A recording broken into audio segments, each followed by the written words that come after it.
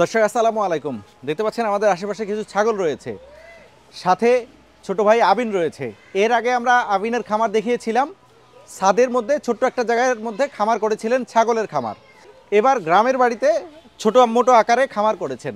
তো এখান থেকে কিছু ছাগল বিক্রি করবেন। যেহেতু স্টুডেন্ট মানুষ, ছাগল নিয়ে যে হাটে বিক্রি করবে দেখতে খারাপ দেখায়, তাই প্রতিবেদনের মাধ্যমে এই খামার থেকে ছাগল বিক্রি করেন।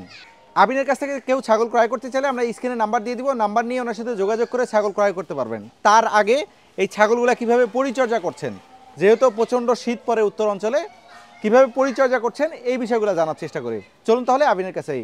আবিন, আসসালামু আলাইকুম। ওয়ালাইকুম সালাম। কেমন আছো ভাই? আলহামদুলিল্লাহ। ভাই, এই যে তোমার আশেপাশে অনেকগুলো ছাগল দেখতেছি, কি কি জাতের ছাগল আছে আর কয়টা ছাগল আছে বর্তমানে ছাগল আছে 20টা। 20টা? কি কি জাতের আছে? এখানে শিরোহী আছে, তোতার ক্রস আছে, আর যমুনা পাড়ি আছে। আচ্ছা, এর আগে তো আমরা দেখছিলাম যে ছাদে খামারটা, তো এই খামারটা পরিবর্তন করার কারণ কি? ছাদে জায়গার সংকুলন হয়, পর্যাপ্ত জায়গা পায় না, এজন্য এখানে নিয়ে আসা হয়েছে। আর ছাগলগুলো এখানে খোলামেলা আছে, শরীর স্বাস্থ্যটা ভালো আছে, রুচিটা ভালো আছে, এটাই। আচ্ছা, ছাদে আর মাটিতে হ্যাঁ, দুই জায়গার মধ্যে আসলে খামার করলে কোনটা ভালো হয়? অবশ্যই মাটিতে খামারটা করলে ছাগলের জন্য ভালো, কারণ এখানকার এনভায়রনমেন্টটা ছাগলের জন্য বেটার, সবুজ আবহাওয়া পাবে, মাটির সংস্পর্শে থাকবে, এটাই। আচ্ছা, এই যে বর্তমান শীত চলতেছে অনেক বেশি, এই সময় এই ছাগলগুলোর কি কি পরিচর্যা করতেছো? অনেকের ছাগল শীতে অসুস্থ হয়, ঠান্ডা লাগে, কাশি হয়, জ্বর হয়, কিন্তু দেখেন আমার ছাগলগুলোকে একটা ওরকম অবস্থায় আছে, সবগুলো চঞ্চল অবস্থায় আছে, কারণ এদেরকে পর্যাপ্ত পরিমাণে পাতা দেওয়া হয়, দানা ভুসি দেওয়া হয়, পরিচর্যা করা হয়। অতিরিক্ত শীত খাওয়ার কারণে ছাগলকে সোয়েটার পরানো হয়।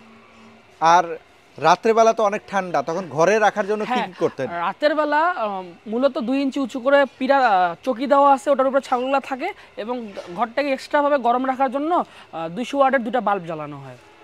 আচ্ছা, যেহেতু শীত, হ্যাঁ, এই সময় আসলে ছাগলের গ্রোথ ভালোভাবে হয় না, সেক্ষেত্রে আসলে এই ছাগলগুলোকে কি কি খাওয়াচ্ছেন? ছাগলগুলোকে শীতের সময় মূলত সরিষার খোল, বুটের খোসা, গমের ভুসি, আর কিছু পরিমাণে বিচালি, আর মূলত কাঁঠালের পাতা খাওয়াতেই হবে শীতের সময়, যেহেতু কাঁঠালের পাতাটা খাওয়ালে ছাগলের জন্য বেটার। ফাইবার জাতীয় খাবার কাঁঠালের পাতাটা, আর ফাইবার জাতীয় খাবারটা খাওয়ানোর কারণে ছাগলটা অনেকক্ষণ ধরে জাবর কাটতে পারে।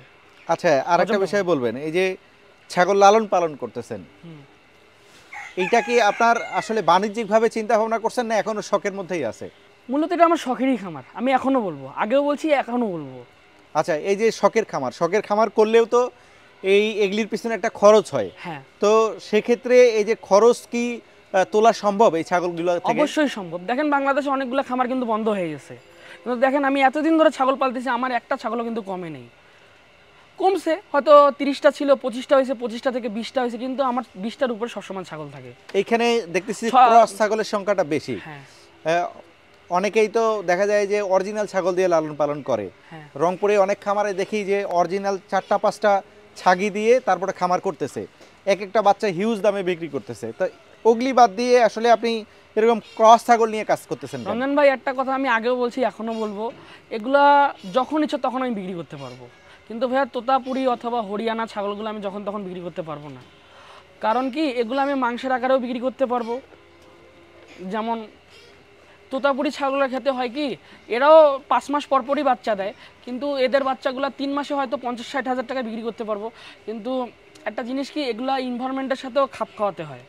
যেমন এই তোতাপুরি ছাগলগুলো সবসময় কনসেপ্ট করতে চায় না, আবার কনসেপ্ট করলেও বাচ্চার কোয়ালিটি তেমনটা আসে না, যেগুলো আমাদের এই পাশে আসে। কারণ ইন্ডিয়ান যেগুলো রিজেক্ট ছাগল থাকে ওগুলো কিন্তু বাংলাদেশে আসে, আর বাংলাদেশের যেগুলো বাচ্চা উৎপাদন হয় ওগুলো মূলত ভালো হয়। কিন্তু যারা যারা ইন্ডিয়া থেকে পার করে নিয়ে আসে, বিভিন্ন ধরনের জাত কোয়ালিটি দেখায় বিক্রি করে, ওটা মোটামুটি স্যাটিসফ্যাকশন হয় না মনের মধ্যে, পালেও মজা লাগে না। আচ্ছা, এখানে কয়েকটা খাসি ছাগল দেখলাম। রমজান ভাই, খাসিগুলো যদি আমি পাঠা আকারে রাখে দিতাম, একটা পাঠায় বিক্রি হতো আমার 80,000 টাকা করে। এটা খাসিটা করা হয়েছে মূলত শখের কারণেই, আমার আম্মু খুব শখ করে খাসিগুলো করছে। এখানে কয়টা ছাগল বিক্রি করার মতো আছে? এখানে ভাইয়া আমি 7টা ছাগল বিক্রি করে ফেলবো। 7টা বিক্রি করলে তো খামারই ফাঁকা হয়ে যাবে। হ্যাঁ, আবার তো বাচ্চা হবে ভাইয়া। গাব ছাগল কয়টা আছে? গাব ছাগল আছে এখানে 10টার মতো। 10টার মতো গাব আছে। আচ্ছা, এই যে এগুলির যেহেতু অনেক বেশি ঠান্ডা, এখন মাটিতে ঘোরাঘুরি করতেছে, সেক্ষেত্রে ঠান্ডার সমস্যা হচ্ছে কিনা? না, ঠান্ডার ততটা সমস্যা হচ্ছে না, কারণ আমি পর্যাপ্ত যত্ন করি ছাগলগুলার, এই জন্যই। আচ্ছা, শুনছি যে লেখাপড়া পাশাপাশি এইটা করা হয়, অবশ্যই। তো লেখাপড়ার সময়টা আসলে কিভাবে বের করেন? আমার তো এখানে সারাক্ষণ সময় দিতে হয় না, সকালে সময় দিই, দুপুরে সময় দিই আর বিকালে, আর বাকিটা সময় তো নিজের জীবনও আছে একটা। আচ্ছা, এগুলি কি দেখাশোনার জন্য আরো কোনো মানুষ রাখতে হয়? হ্যাঁ, অবশ্যই আছে। আমার একজন বড় ভাই আছে, উনি আমার এটাতে হেল্পিং হ্যান্ড হিসাবে কাজ করে। আচ্ছা, এই যে এখন তো দানাদারের দাম অনেক বেশি, বুটের খোসা, গমের ভুসি যেগুলি আপনি খাওয়াচ্ছেন বললেন, এগুলি তো দাম অনেক বেশি। দেখা যায় যে 10টা ছাগল লালন পালন করতেছেন, এগুলি খরচ বাদ দিয়ে কি এখান থেকে প্রফিট করা সম্ভব? ততটা হয় না, কিন্তু হয় মোটামুটি।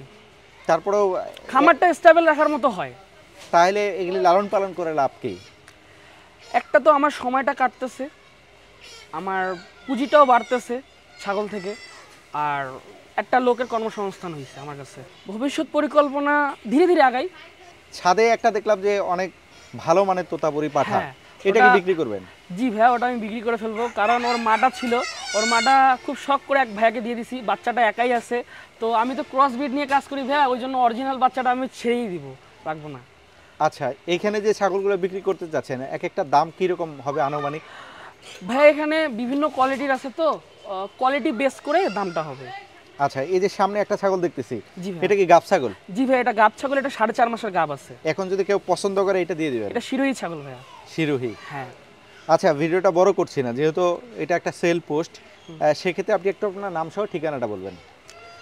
আমার নাম মোহাম্মদ কাবিউল সিদ্দিক আবিন, আর আমার বর্তমান খামারটার ঠিকানা হলো শহীদপুর বাস টার্মিনালে। এখানে আসলেই হ্যাঁ, করতে বাস পারবেন? টার্মিনালে আসে কল দিলেই রিসিভ করে নিয়ে আসা যাবে। আচ্ছা। এখান থেকে বাস টার্মিনাল থেকে এখানকার দূরত্ব প্রায় 5 মিনিটের। আচ্ছা, ধন্যবাদ আবিন। দর্শক এখন জানছিলেন এই ছাগলগুলা লালন পালন সম্পর্কে। আসলে ছোট মানুষ দীর্ঘদিন থেকে এই ছাগলগুলা লালন পালন করতেছেন, লেখাপড়ার পাশাপাশি যে এরকম একটা কাজ করতেছেন, এটাও কিন্তু একটা উদ্যমী চিন্তা ভাবনা। তো এখান থেকে কেউ যদি ছাগল ক্রয় করতে চান, স্ক্রিনে নাম্বার দেখাচ্ছি, নাম্বার নিয়ে আবিনের সাথে যোগাযোগ করে এই ছাগলগুলো ক্রয় করতে পারবেন। আর পাশাপাশি আবিনের কাছে জানি আবিনের কিন্তু অনেক চমৎকার চমৎকার গরু রয়েছে, গরুর খামার একটা রয়েছে। এই গরুর খামার সম্পর্কে একটু জানতে চাই। আচ্ছা আবিন, আমি এর আগে আপনার খামারে আসছিলাম, তখন দেখছিলাম যে আপনার কিছু গরু ছিল, হ্যাঁ, এখন ছাদে আছে একটাই কিনা? গরু ছিল, কিন্তু এখন আমি কিছু এক্সক্লুসিভ গরু পালি, যেমন শাহিওয়াল আছে, অস্টাল আছে। এগুলি তো শখ করেই করা। হ্যাঁ, এগুলো শখ করেই আচ্ছা, করতেছি। সামনে তো কুরবানি আছে, এই সময় বিক্রি করবেন? হ্যাঁ, এগুলো বিক্রি করে ফেলবো। আচ্ছা, ধন্যবাদ আবিন। দর্শক এতক্ষণ যারা ধৈর্য ধরে আমাদের সঙ্গে এই ভিডিওটা দেখলেন, আপনাদেরকে অসংখ্য ধন্যবাদ।